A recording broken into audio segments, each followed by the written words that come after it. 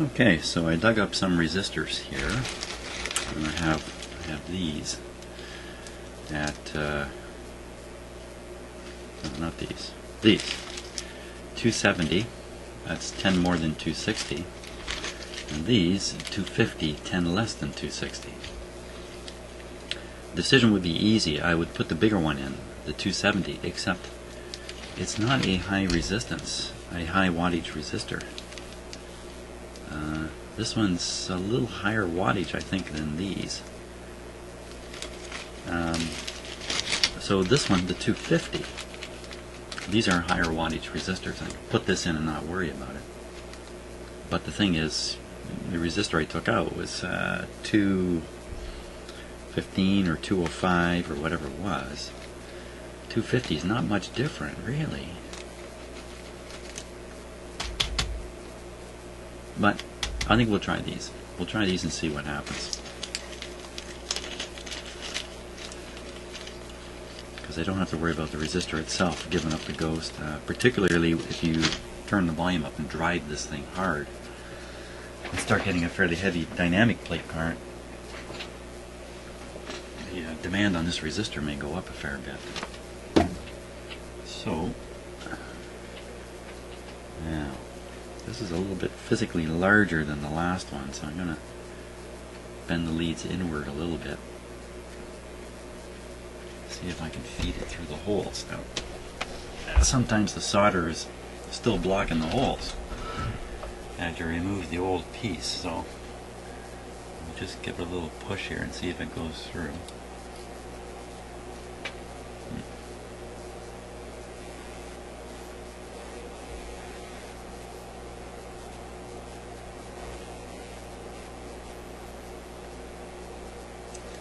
It doesn't look like it wants to go through the holes.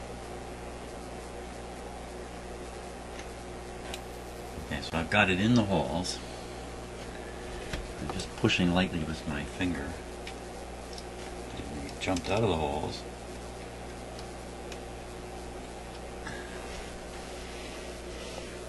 Okay, let's see, we'll just get the resistor to pop in a bit now. Oh, pop in, it popped out.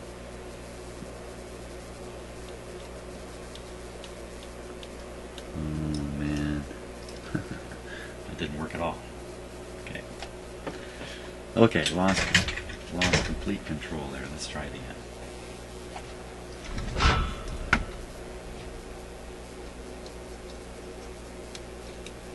Just do one.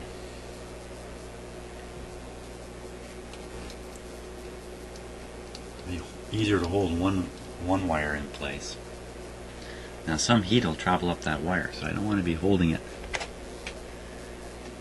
the wire with my fingers, or I'm in for a surprise here.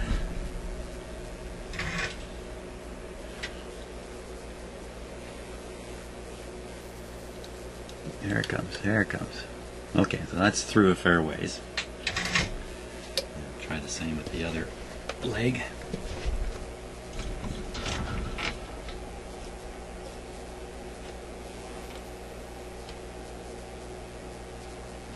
Yeah, I think I have it in the hole.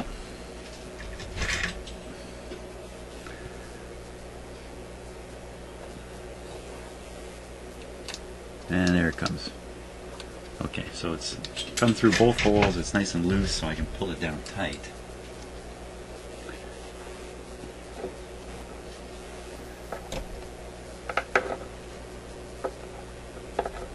There we are. Good. Just take a quick peek here. Looks just fine. Now you can really tell the board has been cooked underneath the old resistor. Because the new one is, the shiny new one sitting there, really highlights the degree of cookage.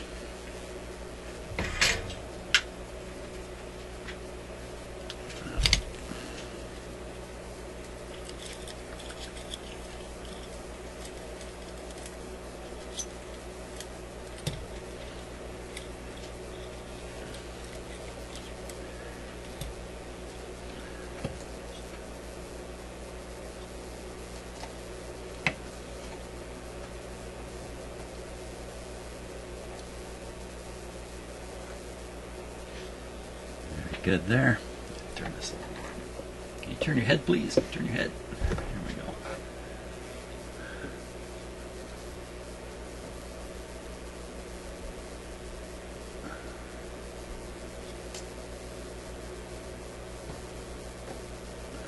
Oops. There we go. Now I gotta fix that other soldering job up a little bit now that I've got a better look at it too.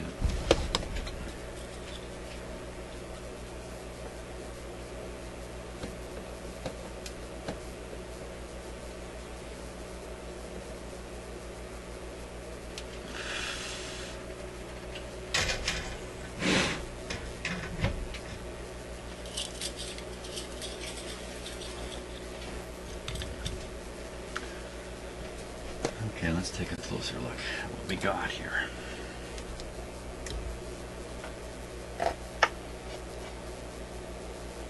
Ooh, look at the solder I splashed all across there. Holy smokes. Oh man. Holy smokes. How did that happen? Looks like I was just spraying solder in there. I really don't know how that happened. I just picked that off, I'm sure. All that loose stuff. Wow, okay. How about that other solder connection?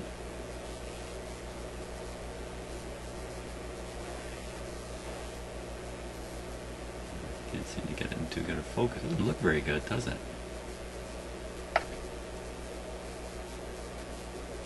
You see the one trace is lifted right up. And the, oh, that's a terrible looking thing. Okay, hold on to that plot.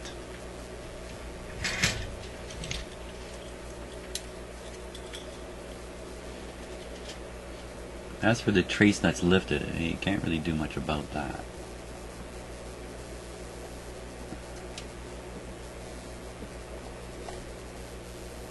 Oh, I got solder everywhere now.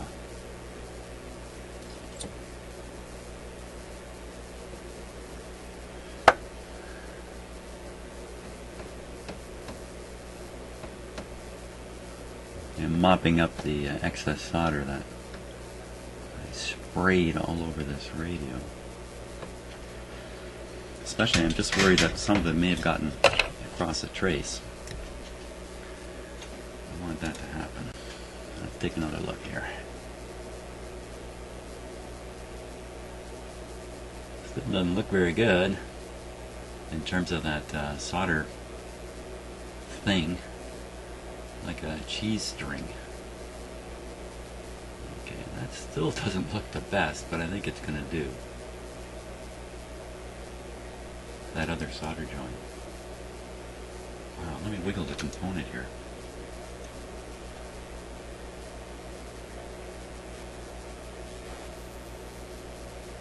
Yeah, it's okay. Looks terrible, but it's okay. I'll cut off those excess leads, because they're not going to help us.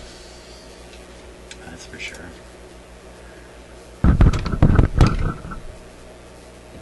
Can't leave. I have, you know, if you look at long enough at my videos, you'll find one where the problem with the item, it was a preamplifier, was somebody put a part in and left these tails hanging out. They forgot to cut them away, and when they reassembled the unit, those tails shorted onto the cabinet, and resulted in a failure of a couple other parts. Voltage regulator and something else, a resistor. But that's what the problem was. The person who did the work left those tails in, oddly enough. Now, I gotta try and get some of that solder off there. You know, it's loosely adherent. It's not. I figure I'll just sweep it into some other part of the radio. Give me something to do later. Try to figure out what else has gone wrong with it. Oh, gotta plug this thing back in. This curious connector.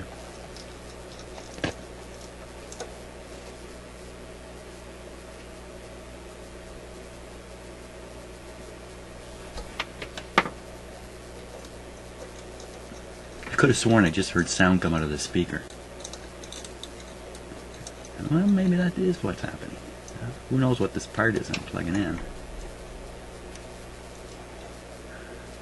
little charge left in one of the capacitors or something. It's a little unnerving when you're working on a radio you're sure is dead, and suddenly a little sound comes out of the speaker. That's a bit of a, your first thought is this thing on? No, it's not on. Okay, so resistor's in. Solder looks okay. Time to see if we can cook up a tube here. Unfortunately, other than looking for the red color, I'm really not sure how to tell if this tube is frying. I guess we can look at the cathode voltage to ground and make sure it's what it's supposed to be, which was, what was it? It was supposed to be 7 volts, I believe. Yeah, 7 volts. So we're looking for 7 volts. Geez, I should have tested this before I did all this and see if it was 7 there. You know, I did look at it, but I don't remember what I saw. Okay, so here's a tube laying on my bench. I think this is the tube I just pulled out of there, not one of the replacements. Let's see, the last tube I had in there was not the original anyway. It was the one where the whole plate was glowing slightly, as opposed to part of the plate, a corner of the plate, glowing brightly. Here, let me show you something else here I just noticed. Going back to that strange plug and the plug connectors, there you can see now the tops right in here. The tops of the pieces. And look, there's some more over here. Another plug of some sort back there.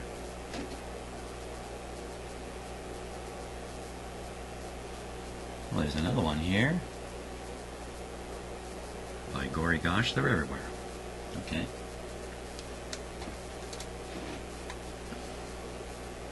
Oh, what did I just show you? I just showed you nothing. Okay, let's look again. Sorry about that, I got my cameras mixed up again. I was looking at this. I'm just showing that the tops of the leads have come up through the top. And then here's the other connectors. And there they are. And there's my new resistor right there. See how black the, get out of the shadow here. See how black the board is around it? Okay. Turns out a lot of things in this world are all about heat. Ponder that for a while. Okay. I think we'll leave it, the radio turned this way, so we're looking at the back so we can see the tube, of course. We can see this resistor and test on it. Let's get the tester ready in case we get a surprising result here. Smoke, flame, other exciting things. We don't want to beat around the bush setting up test equipment while there's smoke coming out of the back of a radio. Okay, makes a great video though. Smoke always welcome in a video. Okay. Plug back in the power cord and see what buttons push down. Okay, I think we're on a shortwave band. Volume. Make sure the volume's not.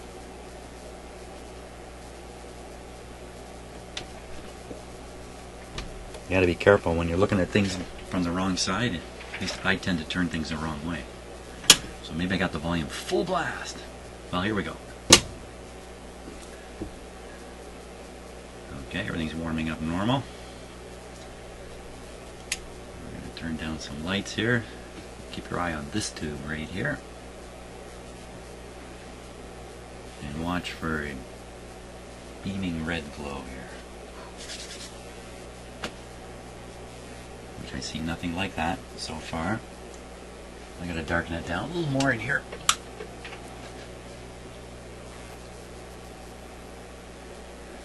Okay, now we only see the red glow when I have full voltage on. And in the camera, you won't see red. You'll see a bluish color. Now, can you see that light going in and out? That's a tube. Okay? And this tube, that one, see the light going in and out? I'm putting my finger in front of it. I can't even see that. And you can in the camera. Isn't that something? Let me get right back here with the camera.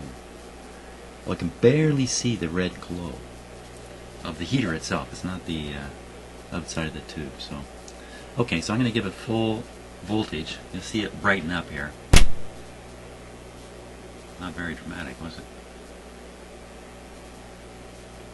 Okay, so the one you see flashing, oh wait, let me do it this way. The one you see flashing is the one to watch. Right in this area you see flashing. I'm putting my hand in front of it.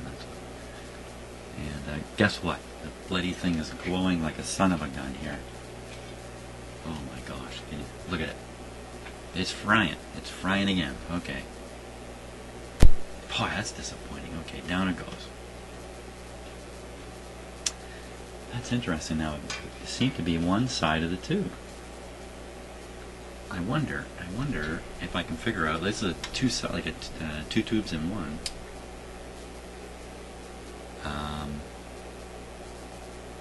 Perhaps, I guess this would make perfect sense. If it's two tubes in one, only one of them is heating up inside. How they're constructed, how they're done, I don't really know how hot it is. Wow! I got warm. Got warm pretty quick. About 100 degrees C. Yeah, I don't want to hold on to that. I calibrated my hand years and years ago. I assume the same calibration still holds true, and this is the way this is when I was testing power cables. I used to go in with an infrared probe, or a contact probe rather, those bimetal type thermocouple thing. Yes, I had a thermocouple back in the late 70s. I put it on the cable sheath. You know, that took a long time. I always wondered what the heck's going on. These cables are big things like this too. So I learned to calibrate my hand by reading cables and touching them. And I found out these very simple rules. If it's 40, 45, I can put my hand on it. It's very uncomfortable. 50, 55, can't keep my hand on it. 60, wow! Once it gets to 60 and beyond, it can't do anything. Just that. And so this became my excellent calibration. And I was able to, you know, it's many cables in a manhole. I was able to check over cable temperatures very rapidly. Now you might say, oh my God, you're sticking your bare hand onto a cable sheath. Yes, I was. And I'm here telling you about it, so nothing happened. I never got any kind of electrical anything when I worked at the power company. So, okay. Actually, the real risk to my life working at the power company was getting run down on the road. That's really what the risk was. So enough of that. It's cooled off enough now. Yeah. No, it's still pretty hot. Still pretty hot. Wow. You notice I did not, like a fool, I did not make the reading. What a dummy. I got to turn it back on and do that. Duh. Okay, let's do that. I got too excited. So we'll just make the reading. There we go. There we go. Here we go, go.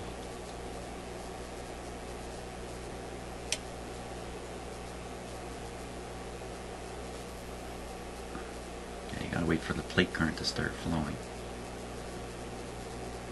Watching the meter.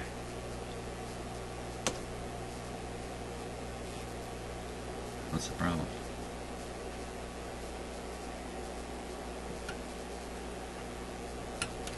There it is. Look at that. Well, you know what? Why that's so high? Crazy plate current flowing through there. A crazy amount of plate current. Okay, let's cut her off. A crazy amount of plate current flowing through that resistor.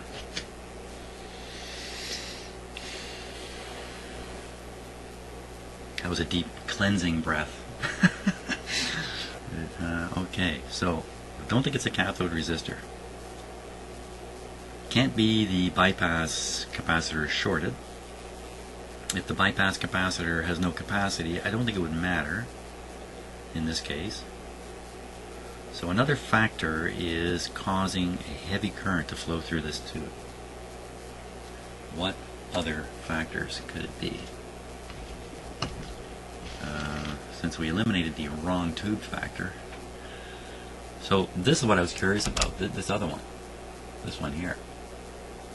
You know, is this the one that's actually causing the really heavy current? Like the current flowing right in here is what's heating up the tube.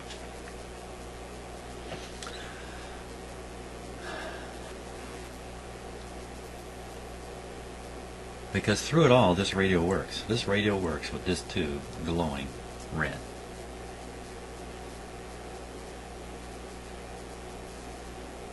I think that takes me back to the screen voltage.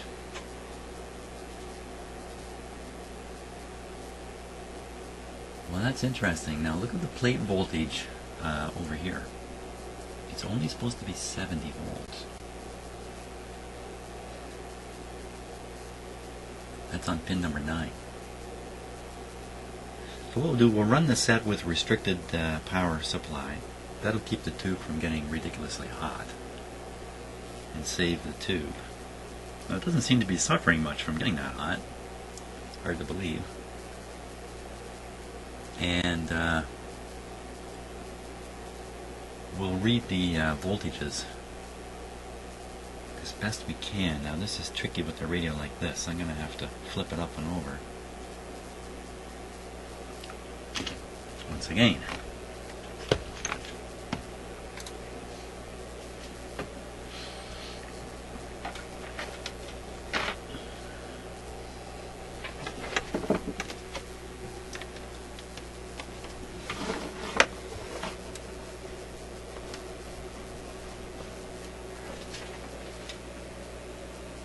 Don't bother looking down there. You should be looking up here.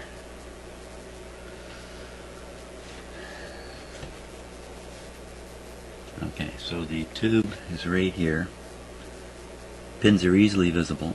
I don't stick my head in front of the camera.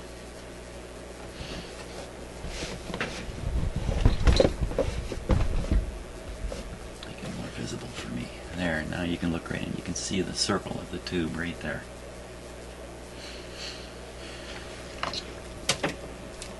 Okay, what about doing that resistance stuff?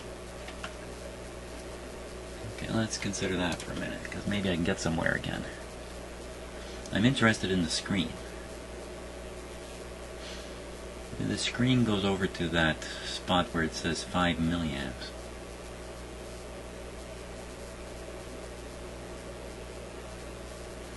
And if we look down a little bit, just follow the line downward. It's just connected right on to the 238 volt line. There's no component that could fail that could cause that voltage to go where? To go down. That's pin number 3.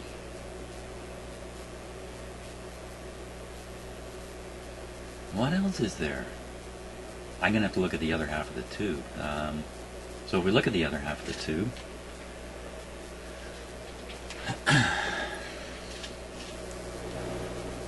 let's see.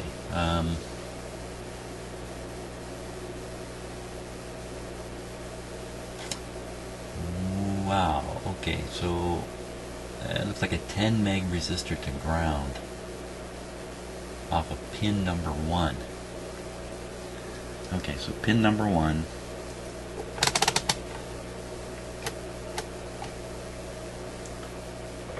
Going to ground on pin number 1.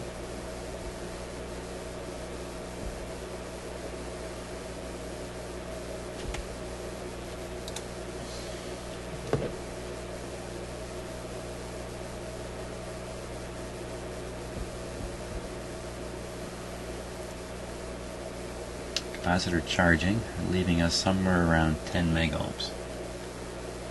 Well, that's exactly what it's supposed to be.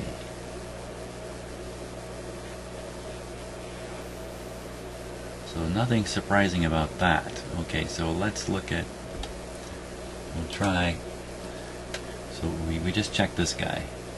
Got 10 megs to ground. You can see this capacitor charging. So we'll look at this line here, because he goes through a resistor down here. So that's pin number 9. So we'll look at pin number 9 here. Number 9. I think that would be pin number 9. I don't see anything.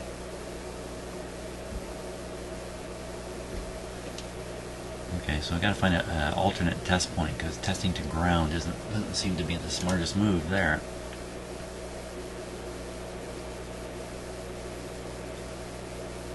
So, following that resistor down, capacitor to ground. Yeah, that's why I can't read anything. Those capacitors to ground. But can I get on that 220? Oh, it's two 220s. Can I find... Oh, I remember seeing those 220s. It would be red, yellow, I think, or something like that. Something like that.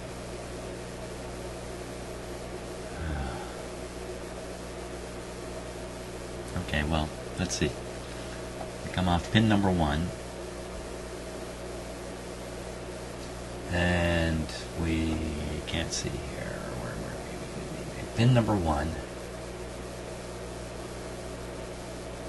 No, pin number 9. What am I saying? 9. There's a capacitor, 0.01. That's the one I replaced. I think that's the one I replaced. 0.01. So I'm looking back in the radio now.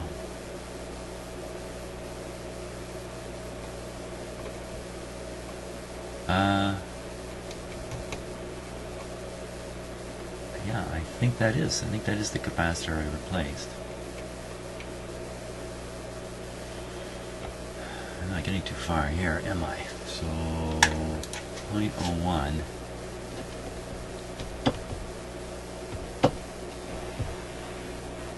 Now all I wanted, let's go back to what I'm trying to do. I'm trying to prove that the 70 volts is correct. I think I got to operate the set and read some voltages here. I'm not getting anywhere doing what I'm doing. Problem is I'm going to read them with the supply voltage restricted, so they're all going to be low by quite a bit. And just how much? I don't know. It's a bit of a random deal. So anyway, quick safety. Everything good? We're on, restricted. Let's get ready for the first test. Back on the voltage scale. 200 volt scale, and we want to check, we should check the bias voltage, or the voltage drop on that resistor I put in there.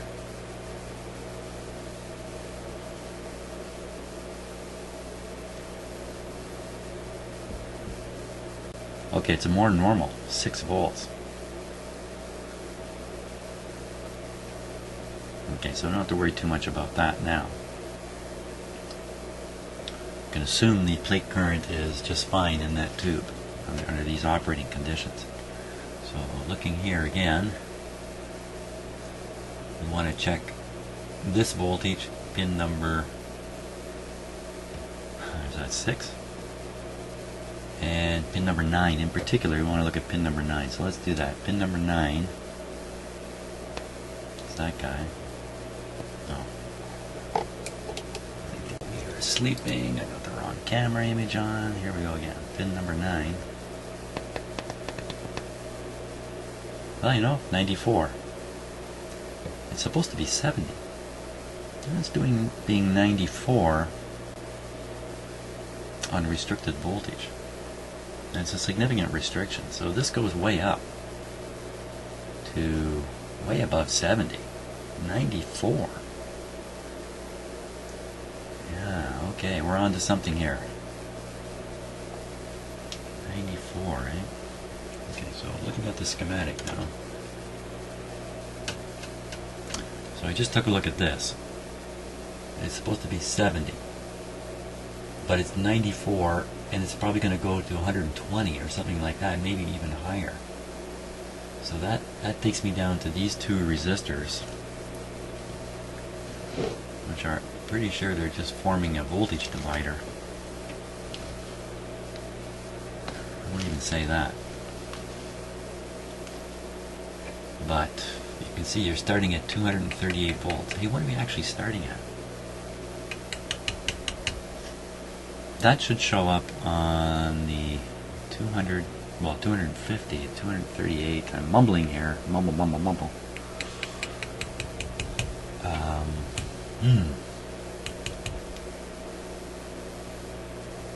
But you know, those resistors are identical. The 220K, they are identical. So let's see if I can't spot them. Now, remembering that this radio is on, still on.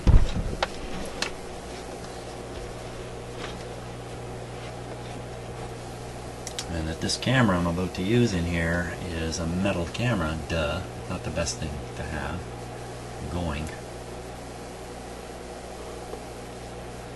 I'm holding onto the rubber part of the camera where I cannot.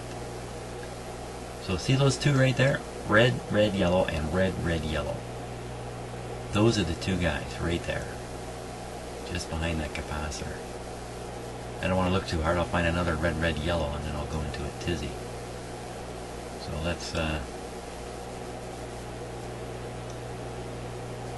let's pretend those are the two, and we'll read some voltages on them. That's a good idea. So I'm thinking those two are this guy and this guy here. I should be able to read the voltage to ground. It's easier to see with the camera than it is with my eyes.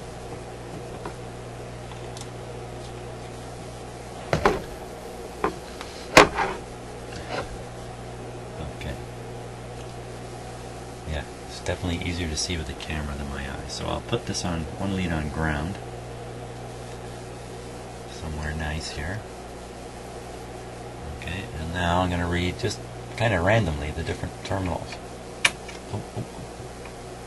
I'm working in the dark here a little bit. Shouldn't be doing that. Okay, here we go. What do you see? We see 138. Now that's probably between the two.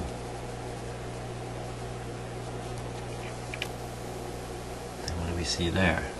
We see 190. That's probably the supply. And what do we see there? 90. That's what's left. So, assuming these two guys are carrying the same current, they have the same voltage drop on them. You read the voltage drop. What do we get? What do we get? Can anybody see it? Who can see it? I can't see it. Who can see it? Okay, 50 volts. 50 volts on one of them. And on the other one, ooh, careful, Jimmy. What do we get in the other one? We get 50 volts. Well, either both those resistors have gone wild the same amount, or it ain't no problem there. And I think the answer number 2 is correct. So if there's 50 volts dropping on each one, that's 100 volts off the supply. And the supply, what did I say it was? I can't remember now. The supply was 190. That would leave exactly 90 volts.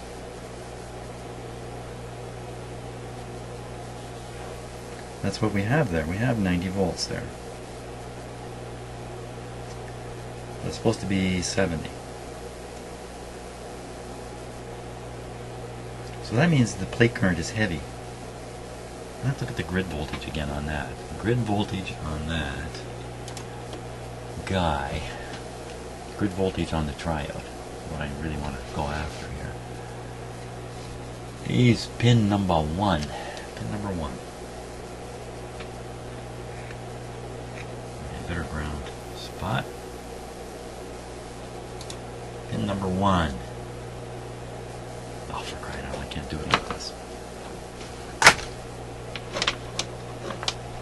Rotate the radio, please, Hal.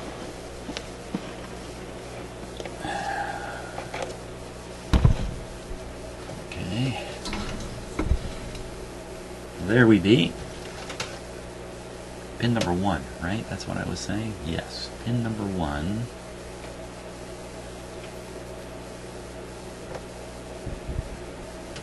And that would be this one. No, no, that's not right. What am I talking about? That's pin 9. Pin 1, this one. It's working properly, isn't it? Oh, voltage.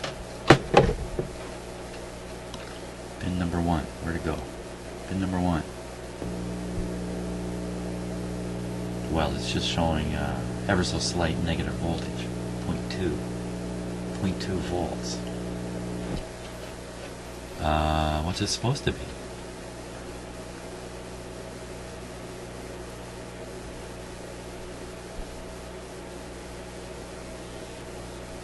Huh. Well, doesn't seem bad. What are the chances when I changed that diode in the power supply that I drove the B plus way up from what it normally is? The B plus is supposed to be 270. 270 B plus. Maybe we got 800 here. Let's take a look. Let's see if we can find that. Oops, wrong way, wrong way, wrong way. Wrong way. Okay. Okay, so with restricted power, B plus should be way under. Here it is here. Here's one of them anyway.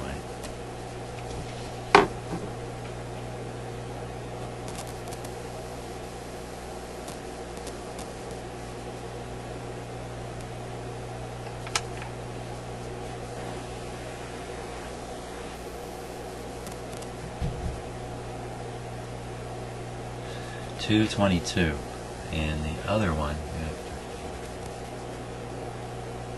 Okay, so this is the high one. Doesn't seem so high, does it? It's supposed to be 270. It's running at 220 with restricted, with a restriction.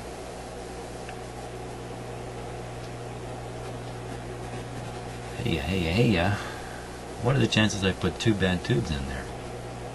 And that's all this is. No, it can't be, because the current through the cathode resistor was crazy high, and that has to happen because of biasing problems, I'm sure. Let's try that screen voltage again. Okay, remind myself the radio is on. Don't forget this. Because just looking at it, you get no visual impact that it's on, and just have to keep telling myself that before I do something stupid here. Pin number 7. No, what pin is that?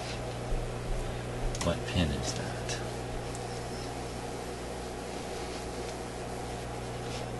Three. So it's this one right here. Pin number 3. There's no voltage written on there, but actually written down lower. Just follow the line down, down, down. 238. So we should see all of 238 minus the restricted power supply drop. So it should be around 200. 200 on the screen. And pin number 3. 200 screen 3. Pin number 3. 333.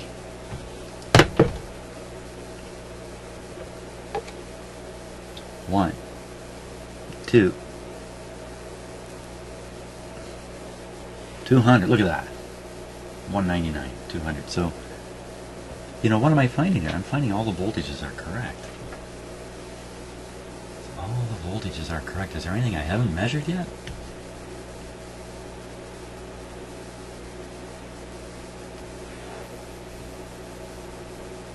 The grid on I didn't flip the camera, did I? The grid on 8. Okay, grid voltage on pin number 8. Come on, baby, you gotta do it for me. Gotta be the one. Ah, look at that. A positive 12 volts. Is that what that says?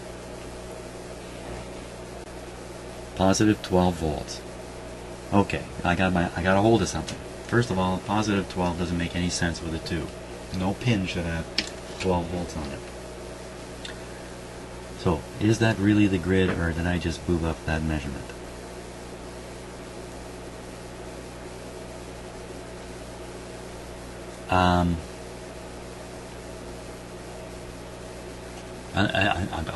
I think I boobed that up. Let's just go over that again. I think I made a boob up.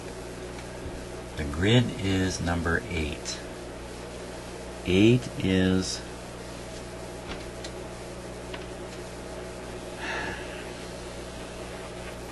I think 8 is down here. I think I got it wrong. I think 8 is this one. Oh yeah, put the meter away. Pin number 8. Now we should see, no, I should see at a ground potential actually. So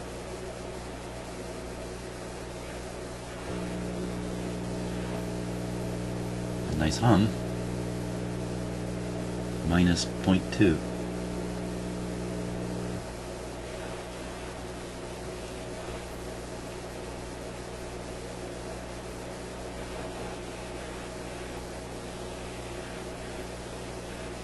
I think I'm getting the grid.